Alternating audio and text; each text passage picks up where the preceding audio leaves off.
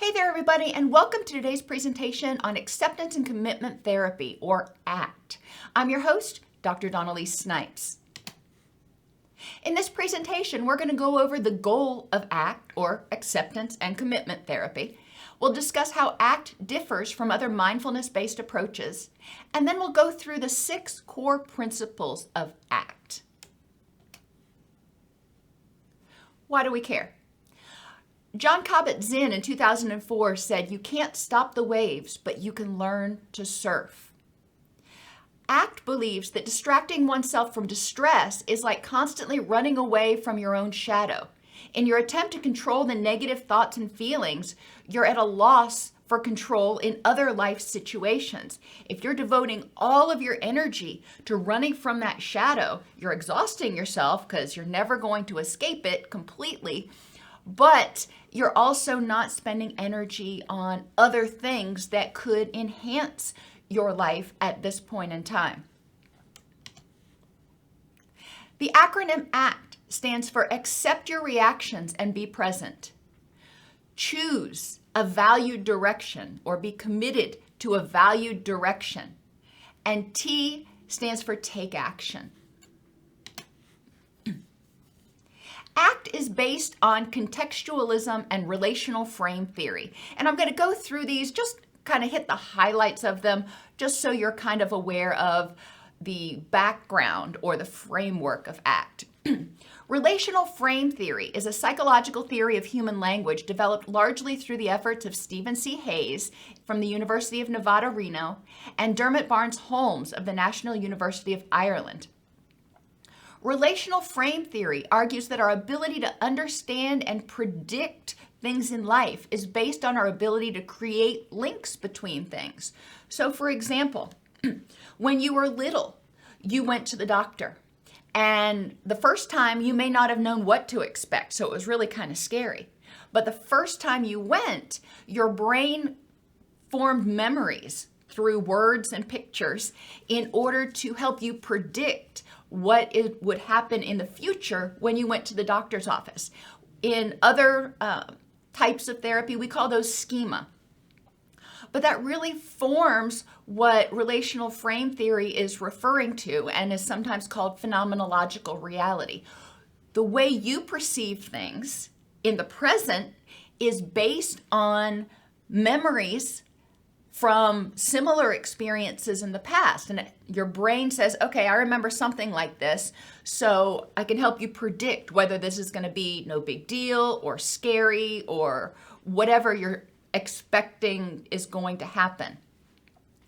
Each person's relational frame, each person's schema are different based on their individual experiences. So that's really important to recognize. What I may view as terrifying, somebody else may view as exciting, like roller coasters. And I'll talk about roller coasters a fair amount today because that's a good example of a difference in perception. Snakes and spiders are 2 other ones. Some people are terrified of snakes, and I happen to like them. Anyway.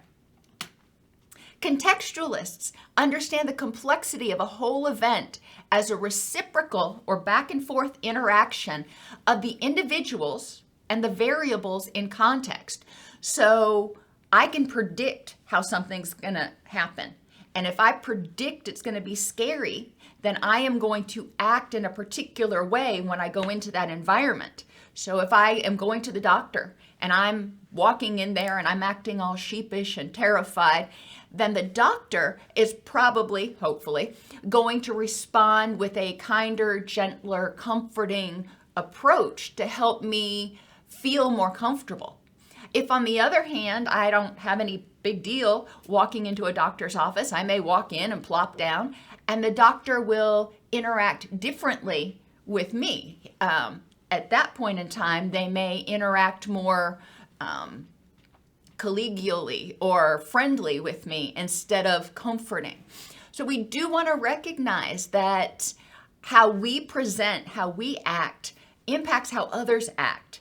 Likewise, after that experience, if I was scared and I went in and the doctor was comforting, then when I go back, I'm going to have a different perception. I had one doctor many, many years ago that, well, when I was a child, I went to the hospital to get my tonsils out, and they took my blood and they were really rough with me and it hurt a lot. They didn't warn me. So I was terrified of needles after that. And I continued to be terrified of needles for many, many years. And when I was about 28, I had a doctor that I went to, and she had to draw blood, and she was going to give me a tetanus shot. And I got really tense and really stressed out. And she comforted me and said, it's not going to be a big deal, I promise. And when she gave me the shot, I didn't even feel it. And, I'm not sure what she did differently. But ever since then, my expectation of getting my blood drawn or getting shots has been different. Do I expect it always to be pain-free? No. But I know that there's a possibility, hopefully a good possibility, that it will be easy peasy and it's not going to be a repeat of the past. So when we encounter situations in the future that go against what our expectations were, we modify our expectations. We modify our schema and say, okay, well, maybe every time I go to the doctor, it's not going to be this, painful, scary ordeal. And we work from there. So anyhow, language is learned through interaction with the environment, and contextualists are very aware of schema that guide our expectations, guide our beliefs, and language forms those schema. I've talked in other presentations about attachment and how when children are young, they don't know what anger is or depression is or fear is. They just have a feeling. And responsive adults help them develop their language, help them put a label on it. You're feeling really angry right now. So then the child learns, okay, when I feel this way, this is what they call anger. When I see this color, this is what they call blue. Children aren't born with that knowledge, and we help them develop ways to describe their environment as they grow up. Think of something that was scary as a child that's no longer scary. So when you were a child, you formed a schema about it, and it's not scary anymore. And this could be because you conquered your fears or view it differently. A lot of children are afraid of the dark, and they may not be able to tell you why they're afraid of the dark, but it's scary to them. However, as adults, we're generally not afraid of the dark anymore. So our schema has changed through night after night after night after night of sleeping in the dark. We discover, hey, this isn't that big of a deal. And maybe it's actually even kind of relaxing not to have lights bearing down on us when we're sleeping. So we change our schema based on experiences that don't quite fit with our expectations, and eventually develop a sense of security in the dark. Or you may have changed your schema because you are a different person. Strangers, when you're a child, if you were afraid of strangers because you were afraid they were going to hurt you or something, and you hid behind your caregiver's back, that's not uncommon for young children to do. As adults, we can go into the grocery store or wherever, and we don't feel scared because we're surrounded by strangers anymore. It's partly because we've interacted with strangers a lot over the years. With our caregivers and then independently, and no bad things have happened. But it's also partly because we're different now. We are not that, weak, little, easily overpowered 6-year-old. We are a, strong, independent 26, 56-year-old.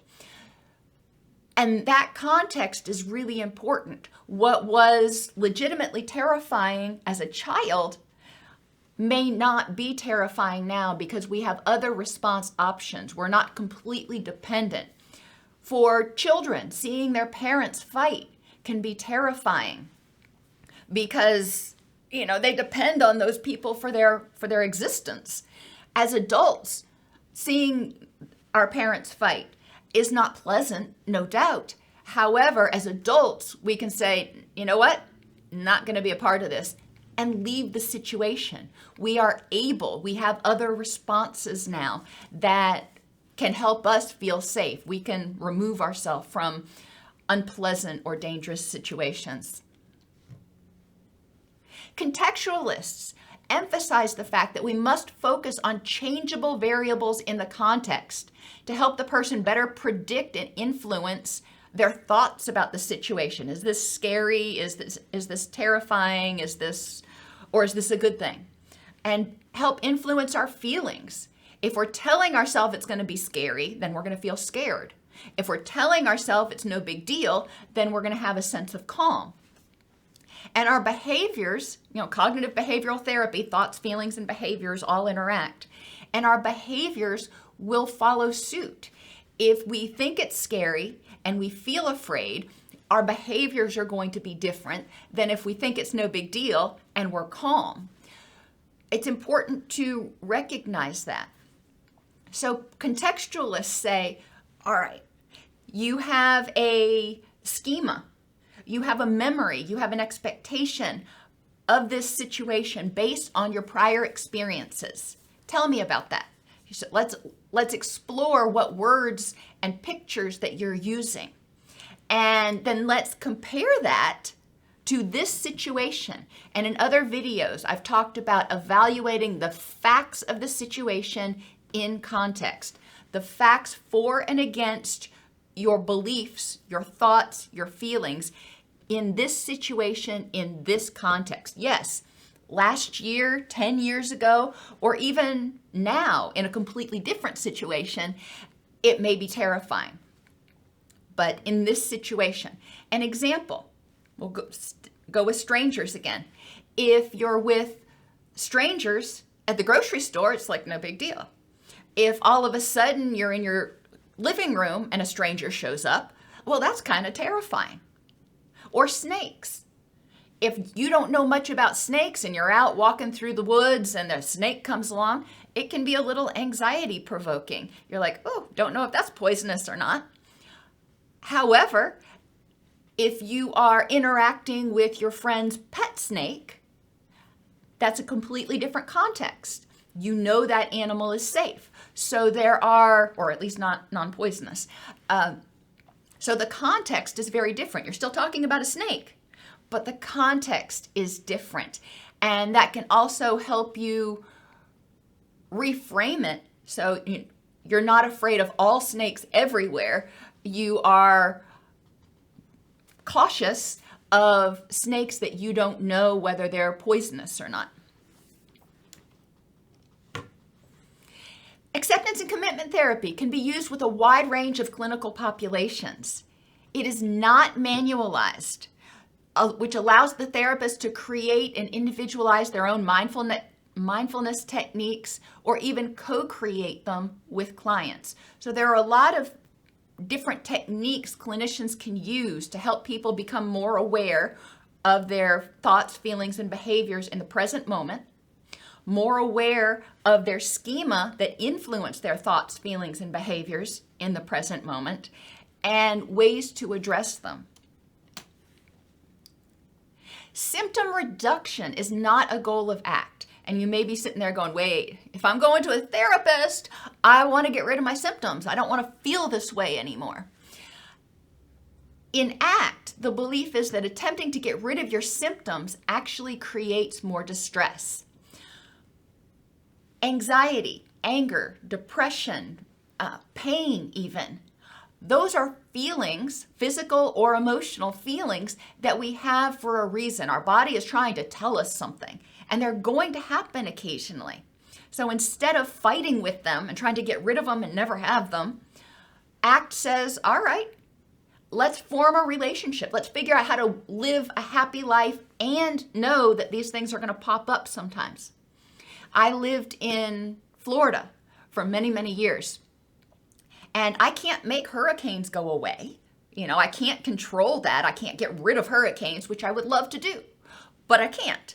So if I wanted to live in Florida, I had to learn how to live with the hurricanes, getting storm shutters for the house and making sure that I had a hurricane supply of water and candles and all that kind of stuff. Learning to live with it. So when the hurricane came, which was going to be inevitable, I was able to tolerate the situation until it went away. The other option was to move somewhere else. So, in Tennessee, we don't have hurricanes, but that doesn't solve all my problems, because guess what? In Tennessee, we have tornadoes. There's always something that you're going to have to deal with that's out of your control. So learning to live in harmony with your body, with your environment, is the goal of ACT. So in ACT, they believe that private experience is labeled a symptom. So what we feel, whether it's physical pain or emotional distress, this is labeled a symptom. And we struggle with that. I don't want to feel this way anymore. I want to get rid of it. A symptom is, by definition, something pathological. And we want to reframe our concept of symptoms. Remember, I said our feelings are our body's way of telling us something. Anger and anxiety are our body's smoke alarm. That's our fight or flight system saying, hey, I'm going to dump a whole bunch of energy for you because based on my prior experiences, I think that there might be, here are all those hedges there, I think that there might be a threat. So I'm going to give you a bunch of energy so you can get up off the couch and figure out if there's a problem. If there is, you'll have plenty of energy to deal with it. If there's not, then you can pack up the energy and save it for some other time. So think about smoke alarms. When the smoke alarm goes off, does it always mean there's a fire? And if you live in my house, you know the answer is no. It could be that something dropped on the stove and is smoking. It's nowhere near combusting. It's just causing a lot of smoke. However, the smoke alarm will go off. The smoke alarm's stupid. Our brain is kind of stupid sometimes. It says, just based on what I know, there might be a threat. So the smoke alarm goes off and gives me energy to get up and go look and say, okay, where's the smoke coming from? And is there a problem? What do I need to do about it? In ACT, the aim is to transform people's relationships with their unpleasant thoughts and feelings, learning to perceive them as harmless, even if uncomfortable but transient events. When you pull a muscle in your back, it hurts. It's uncomfortable. However, we know that that will heal over time if we, take care of it. We don't just stop our life right then and go, oh, I've got a pulled muscle, can't do anything, can't live, can't exist. Well, that's kind of silly. You're going to lose 4, 6, 8 weeks that you could be experiencing a rich and meaningful life if you just stop everything because you've got a pain in your lower back.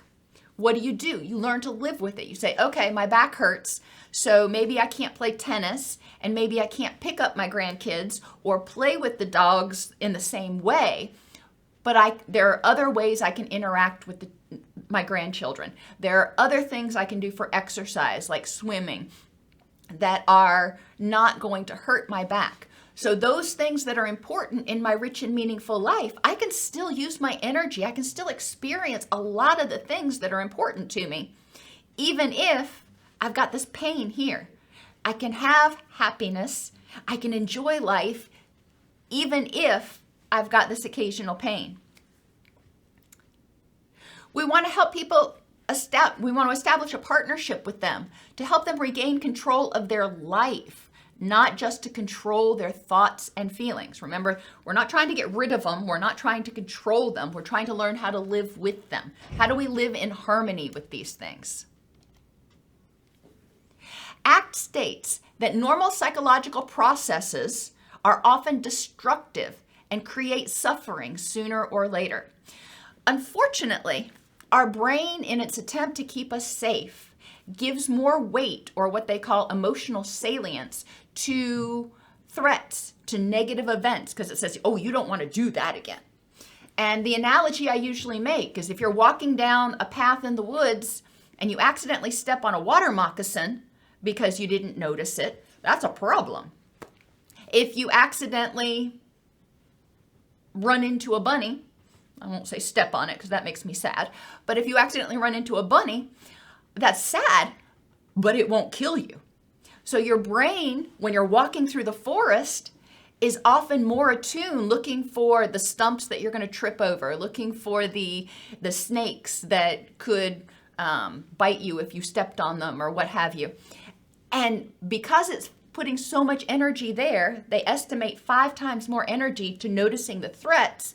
It's not noticing a lot of the good things, a lot of the positive things in life.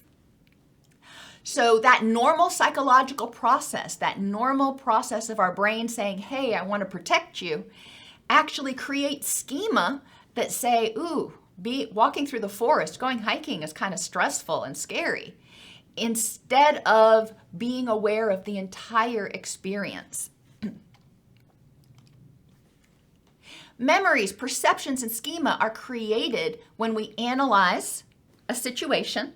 We say, okay, I'm walking through the woods. I'm analyzing this. This is similar to when I went camping with my family when I was a child. Okay, so we're analyzing this situation, comparing it to past situations that we know, have experienced. We're remembering what happened, what we felt, what was dangerous, maybe what was good. We're evaluating the situation and planning on how to react. All of those things rely on language. So if we're using images and language that focuses on those natural processes of, okay, these are all the dangers that you need to be aware of, it can cause us a lot of anxiety. We also tend to use personification or personalized language when we describe things. And it's much harder to get rid of something we are, something that's part of us, than it is to get rid of a thought or a feeling. In ACT, Hayes makes a big point of highlighting the difference between saying I am stupid versus saying I'm having the thought that I'm stupid. When I say I am stupid, it feels like it's part of me and it's inextricable. I'm having the thought, well, I can change my thoughts. Heck, I forget what I wanted from the kitchen by the time I get there half the time. Or I cannot go on versus I'm having the feeling that I cannot go on. I cannot go on is a definite statement. That's what it is. I am having the feeling that I can't go on. Feelings can change. Thoughts can change. ACT asserts that human language naturally creates psychological suffering by setting us up for struggle with our thoughts, feelings, through experiential avoidance. So we have a problem. There's something we don't want, to feel depression, to feel pain, whatever it is. Our solution is to figure out how to get rid of it or avoid it completely.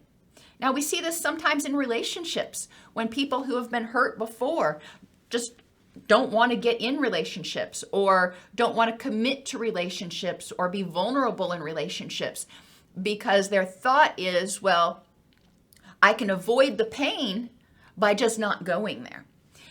However, how does that impact their rich and meaningful life? How does that impact their quality of life if they're afraid and avoiding connecting with anybody? The more time and energy we spend trying to avoid or get rid of unwanted experiences, the more we are likely to suffer what Hayes refers to as emotional quicksand. And in quicksand, when you step in it, the more you struggle, the deeper you sink. And the deeper you sink, the more energy you've got to spend to struggle because more of you is encased in the quicksand. And it's important to recognize this. When we feel depressed, for example, okay, you feel depressed. Now, you can be curious about that, acknowledge it, and we'll talk about ways to work with it in a minute. Or you can get angry about the fact that, oh crap, I feel depressed again. You can feel guilty. I'm depressed. I'm not going to have the energy to do the things that I really want to do with my kids. You can be anxious. I wonder how long this depression is going to last. And if people are going to abandon me because I can't do the things that it can, oh my gosh, it's exhausting. Even thinking about all of the additional emotions that people can ramp up to when they have an unpleasant experience, whether it's physical pain or emotional pain. The ACT interventions focus around two main processes: developing acceptance of the unwanted experience, which is out of personal control. So I'm accepting the fact that, okay, I'm depressed, or I'm accepting the fact that, all right, I pulled a muscle. There's nothing I can do about that now. The muscle already done been pulled. I can try not to do it in the future, but right now, it is what it is.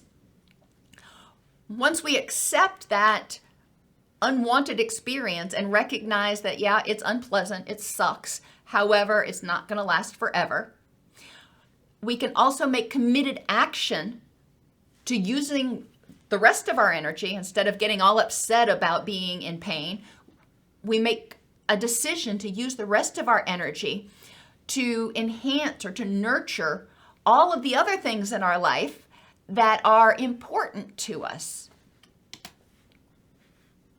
The goal of ACT is to create what I often refer to as a rich and meaningful life, while accepting that pain inevitably goes with it.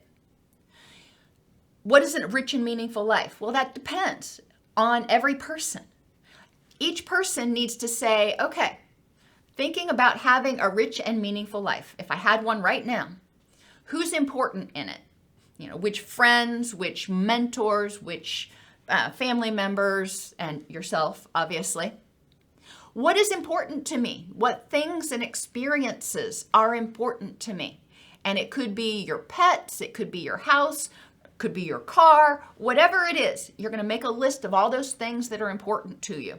And the experiences, maybe traveling is really important to you having a rich and meaningful life. That's something that is really important. Okay, put it on the list. So those are things that are important to you. And those are things that you're going to use energy to work toward or to nurture.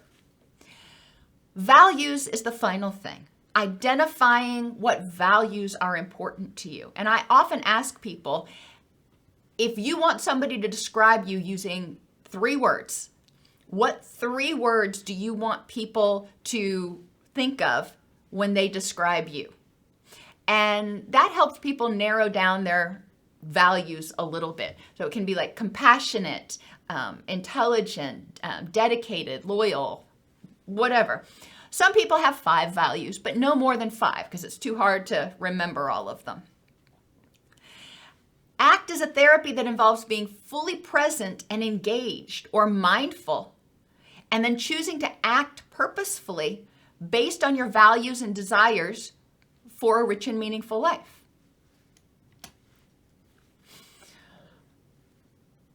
The 6 core principles of ACT help clients develop psychological flexibility. And those 6 core principles are contact with the present moment, or being mindful. What are my thoughts, feelings, and behaviors in this context at this time? Diffusion, which means not being fused with your thoughts and feelings, being able to say, I'm having the thought, I'm having the feeling, I'm having the experience. Acceptance of those thoughts, feelings, and experiences. It is what it is. The observing self, and this is one we haven't talked about much yet, and we will, but the observing self is kind of like the fly on the wall, or if you want to think of it as a scientist or an artificially intelligent being that takes data in. The mindfulness data, it takes in. The information about your rich and meaningful life, it takes in. And then it identifies the options, how can we respond? What's in this situation, and which one will help us get closer, use our energy most efficiently to get towards our rich and meaningful life. And then we make a committed action. So what is mindfulness? And I have a lot of videos on the YouTube channel about mindfulness, so I'm not going to spend a whole lot of time going into it. But basically, mindfulness is consciously bringing awareness to your present experience with openness, interest, and receptiveness, sometimes referred to as being non-judgmental. It is what it is, and a lot of you coil at that statement. Partly, my experience has been partly when people hear that, it triggers a feeling of powerlessness in them, and they don't like that, which is why they recoil at it, and they're like, oh, I don't like that feeling. That makes me angry.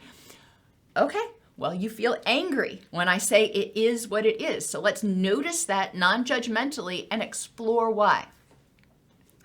Facets to mindfulness is an awareness of the present moment. What's going on with you right now? Engaging fully in what you're doing rather than getting lost in your thoughts. If you drove to work today, or even once you woke up, did you mindfully think, okay, I'm going to get up, and then think about every step you took? Or as soon as your alarm went off this morning, did you kind of kick into autopilot and you did the same thing that you do every morning and really didn't think twice about it? I think most of us go into autopilot mode, and ACT encourages us to not do that, to stop. When we get up in the morning, be mindful. Do a survey. Say, what am I thinking, feeling, needing right now? All right, what can I do to meet those needs right now? Okay, but being consciously aware of what we're doing instead of just doing it because is important. And allowing your feelings to be as they are rather than trying to control them. In mindfulness, we don't try to make our depression or our anxiety or our anger go away. We just notice that that's what we're feeling right now. And that's fine. It's what we're feeling. In dialectical behavior therapy, which is another kind of cognitive behavioral therapy, Linehan often talks about radical acceptance of what's going on. And it's really important to recognize how we're feeling, and instead of trying to control our feelings, being curious about what's going on, what's causing them, because change is constant. What we feel right now, we don't have to feel in the next moment. Every moment is an opportunity to start over again. If we're feeling angry right now, okay, what can I do in the next moment to improve how I'm feeling? How can I improve the next moment? Now, it is important for people to recognize that mindfulness does not require meditation. Meditation often involves mindfulness, but mindfulness you can do on the fly. You can do when you're driving. You can notice the cars around you, hopefully. You can notice the birds on the power line and the color of the trees as the flowers come out in spring or the leaves change in the fall. That's being mindful instead of being lost in your thoughts as you drive to work. Mindfulness skills are divided into 4 subsets. Contact with the present moment, being aware of what's going on. What are 5 things that I see, 4 things that I hear, 3 things that I smell, 2 things that I feel, for example. Being aware of what's going on right now. Acceptance of that experience. I may notice that it's raining. That's one thing I see. Well, I just washed my car. Gosh darn it, I really don't want it to rain. Well, getting angry about it ain't going to do me any good. So acceptance. I notice it's raining. All right, it's raining. What do I do now? Cognitive diffusion. I'm angry that it's raining because I just washed my car. Okay. I'm having the feeling that I'm angry that it's raining because I just washed my car. Is this a feeling that I want to hold on to? Is this a feeling I need to do something with? Or is this one I can just let go into the universe? And the observing self, which kind of coordinates this stuff and helps us decide, notice what's going on right now, and based on our definition of a rich and meaningful life, helps us decide on a course of action. Contact with the present moment can involve a lot of different things. And remember, I said in ACT, HAZE is not manualized, so HAZE is allowing therapists and individuals to develop their own mindfulness activities. What we're doing is just basically encouraging people to check in with themselves. How do I feel? What am I thinking? What physical sensations am I experiencing? Or describe the environment. What do I smell? What are the temperature, colors, objects, what have you? Or even just a simple statement, I see, hear, and smell these 3 things, and it reminds me of.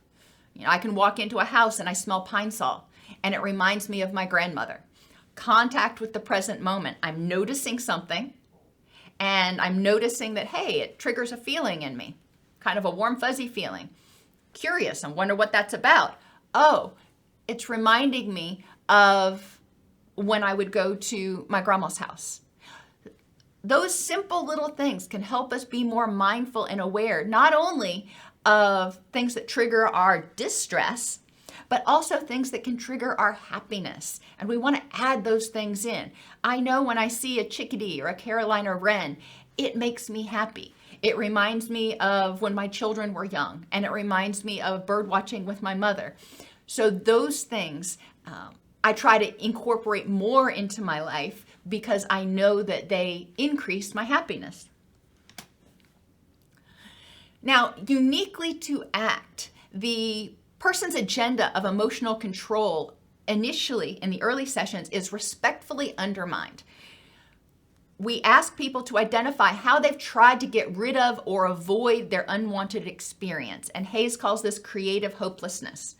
What they were doing, they were using their creativity to try to survive.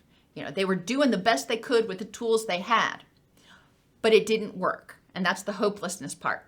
So then we say, all right, you've tried a bunch of things and they haven't worked. So are you willing to consider maybe an alternate approach? And a lot of times, by the time people are in counseling, they are. When people are asked to assess how they've tried to get rid of their distress, we ask them, did this reduce your symptoms in the long term? Drinking alcohol, for example, for some people makes their distress go away in the short term, but in the long term, no. As soon as they sober up, the problem's still there. Moving, like I mentioned before, living in Florida, we had the hurricanes. Well, hurricanes are stressful. Moved to Tennessee, that's not why we moved, but moved to Tennessee, and if I expected not to have that same problem, I would be very disappointed because in Tennessee we have tornadoes. So in the long term, moving away from Florida to get away from natural disaster really didn't help me. It is better to learn how to live with it, work in harmony with it. We also want to ask people, what did this strategy cost you in terms of time, energy, health, vitality, and relationships?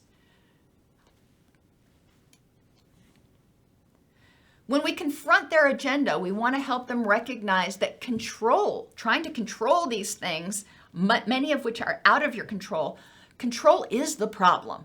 It's not the solution. Trying to control your depression or control the weather.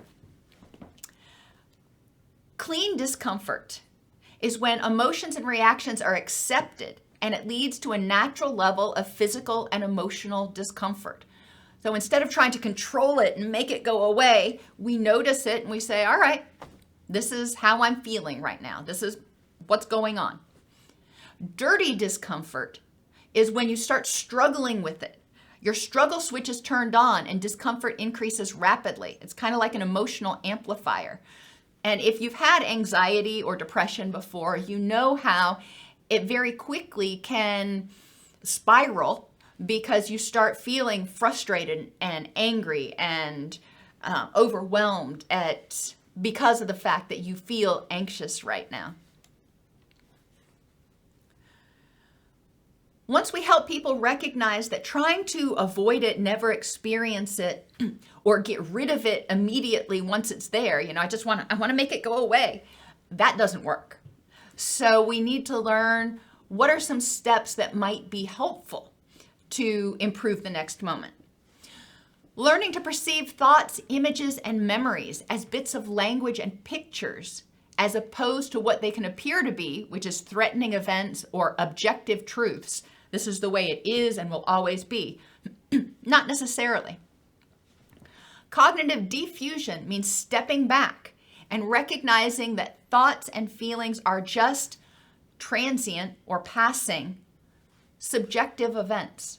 It's how we interpret the situation, but it doesn't have to stay that way. We don't have to stay angry.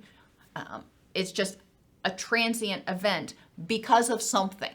And that's where we need to get curious. One exercise that Hayes uses in teaching cognitive diffusion is to think of a negative self-judgment that takes the form of I am X, such as I am stupid. Think about it. Believe it as much as you can and notice how it affects you. I mean, if you continue to tell yourself I am stupid, that eventually wears on your self-esteem. Now insert the phrase, I'm having the thought that. I'm having the thought that I'm stupid.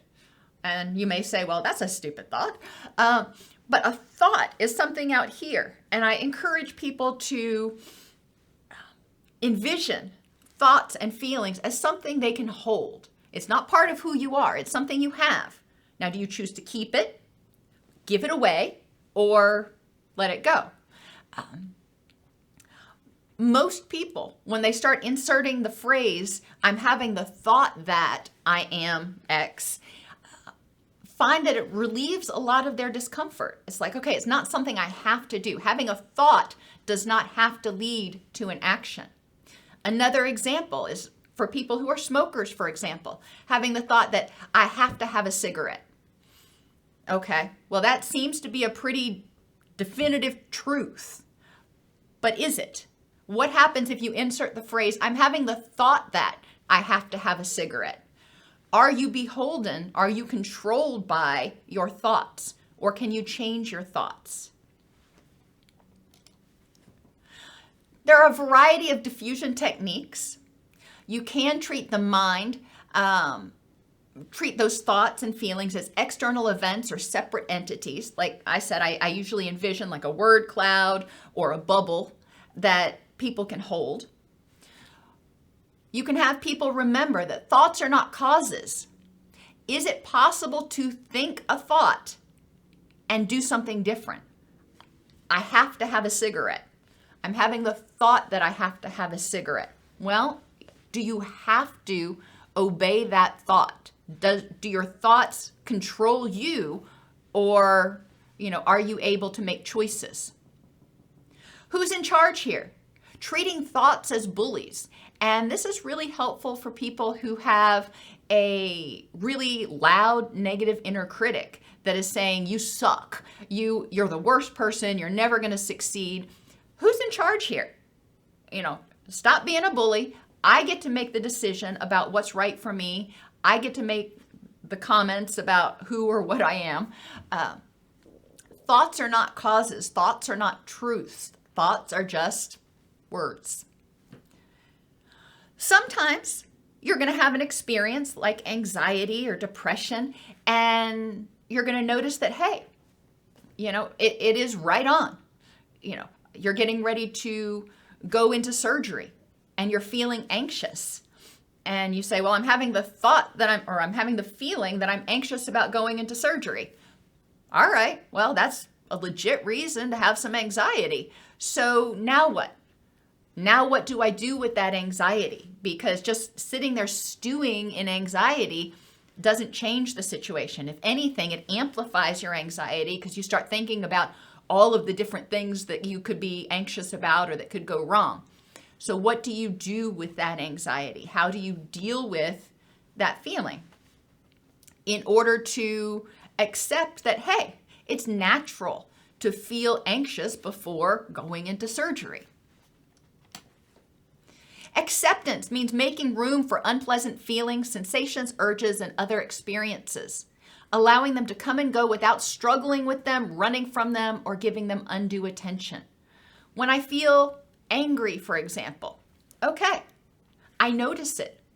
I'm not going to immediately evict it because it's there for a reason. It's there because my brain is telling me, hey, just FYI, there might be a threat out there that you need to check.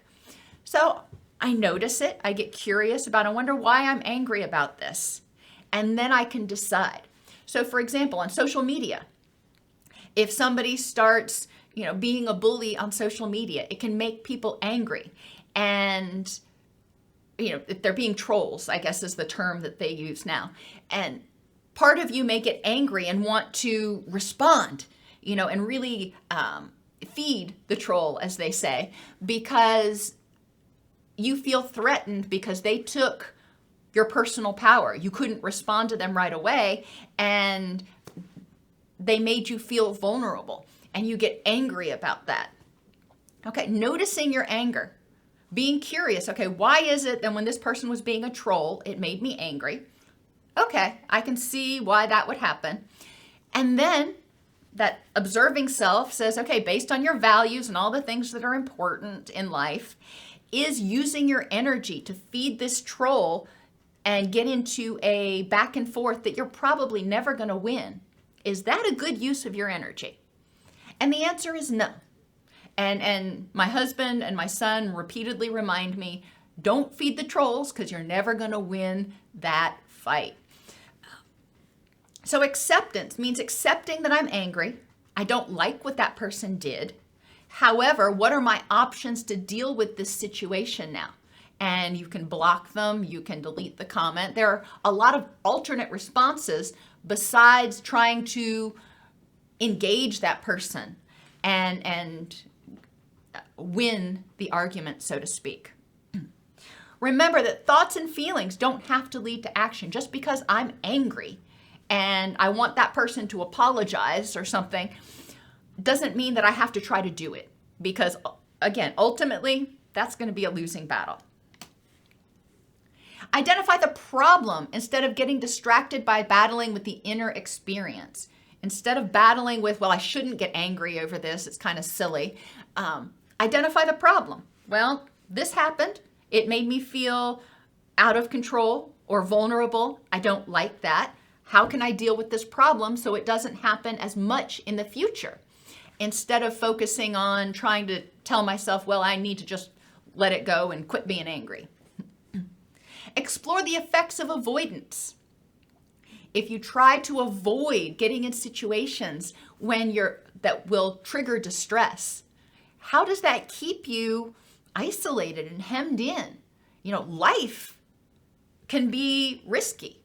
Living a rich and meaningful life means occasionally being vulnerable.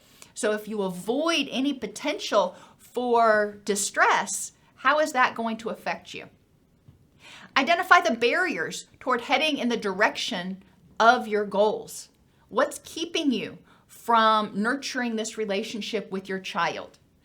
A lot of us get over-focused, if you will, on work, for example, and we put a lot of our energy into work because it's something that's important to us, it's something that we love, but we fail to step back and notice and devote attention to the other things that are important in our rich and meaningful life. So maybe one of the things that's preventing you from having the relationship with somebody that you want is the fact that you don't devote any time to them. You're devoting all of your time and energy to work. Okay, well, that's a barrier. So how are you going to fix that? The Serenity Prayer encourages people to have the serenity to accept the things they cannot change, the courage to change the things they can, and the wisdom to know the difference. And that flows right in with acceptance and commitment therapy. Hayes encourages people to recognize you can't keep yourself from feeling a feeling. However, you can change the way you respond to that feeling. We want to help people clarify their values. And I talked about this earlier in terms of defining a rich and meaningful life. What is most important deep in your heart? What sort of person do you want to be? What is significant and meaningful to you? Or what do you want to stand for in this life? Oftentimes, a lack of values or a confusion of goals and values can underlie psychological inflexibility.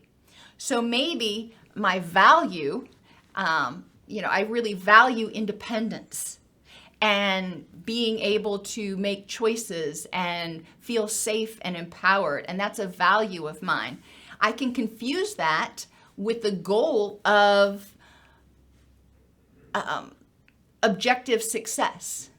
And so I can focus all my energy on succeeding at work. And the other resources in my life that may have helped me be independent, that can help me have that rich and meaningful life may drop away. So we want to make sure that people are acting in concert with their values. What is the choice that you can make that most embodies the 3 or 5 characteristics that you want to be known for? Let's go back to the trolls, for example. If you want to be known for being compassionate and intelligent and loyal, okay, great. Does fighting with the troll do anything to embody those values? And the answer is no. It doesn't. Trying to reason with them probably doesn't either, because that's not why they're there. So instead, how can you take that energy and redirect it towards something that's important to you? How can you show compassion and loyalty to something that's important to you and use that energy proactively? The fly on the wall is the consciousness that is changing, ever-present, and impervious to harm. This consciousness, or artificially intelligent being, if you will, observes what has been made known through mindfulness, and with the awareness of the person's values, gets curious and says, okay, this is what's going on. This is what our experiences have told us till now. This is what's important to the person or me. So what is the best choice, given all this data? What is the best choice for how to use our energy right now? The next step in the ACT process is committed action, or choosing a direction and establishing a willingness. You can choose and say, okay, I'm going to do this, and then never do it. So you need to choose and act purposefully. Take that energy and say, okay, this is what I'm doing right now, and actually do it. That can be assisted by identifying motivating values. Of those values, of those things that you want to be known for, how is this course of action that you've chosen embodying those values, using your energy to help you embody those? It's important to set goals guided by values and desires for a rich and meaningful life, and regularly take effective action to achieve them. Some people like pie charts. I tend to like things that are more linear, but if you have a pie chart, you only have so much time and energy in any given day, week, year. Identify at least the top 10 things that are important to you and figure out, how am I going to spend my energy so I'm nurturing all these things? Just like in a garden, you can't just water the tomatoes and expect everything else to grow. You have to water everything if you want it to grow and not wither away and die.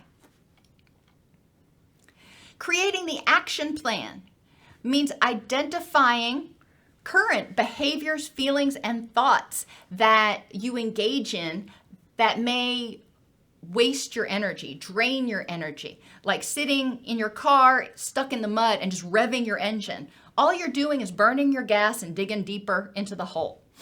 So what behaviors? It can be avoiding through sleeping or drinking, or it can be yelling and throwing a temper tantrum. There are lots of behaviors that we often use in response to distress to try to make it go away. What feelings and thoughts do you have that draw you away? And that's where this dirty discomfort comes in. Feeling guilty about having a depressive episode. Well, that is a feeling that is not helping you. Struggling with the depressive episode is not a purposeful use of your energy. And then what toward behaviors can you engage in? How can you use your energy on a day-to-day basis to keep moving towards those things that are important in your rich and meaningful life? And when you're having an episode, when you're in distress, when you're feeling angry, for example, all right, this is how I'm feeling right now. What behaviors can I do that can help me improve the next moment to deal with this situation? What feelings can I nurture, like empowerment and confidence? And what thoughts can I tell myself, those distress-tolerant thoughts that will help me get through this unpleasant but transient experience? The goal of ACT is to create a rich and meaningful life, accepting the pain that inevitably goes with it. Being aware and present in the moment is crucial. Destructive normality refers to the psychological processes that are often destructive and create suffering, and actions that we use to avoid distress in the present moment. So we want to help people recognize that the way we normally behave often digs us deeper into the ditch. Therapeutic interventions include focusing on developing mindful awareness and acceptance of unwanted experiences which are out of personal control, developing a vision of a rich and meaningful life, and choosing committed and purposeful action to help us move toward that rich and meaningful life. Confronting the agenda is something that ACT therapists help people engage in order to address or identify their sources of distress.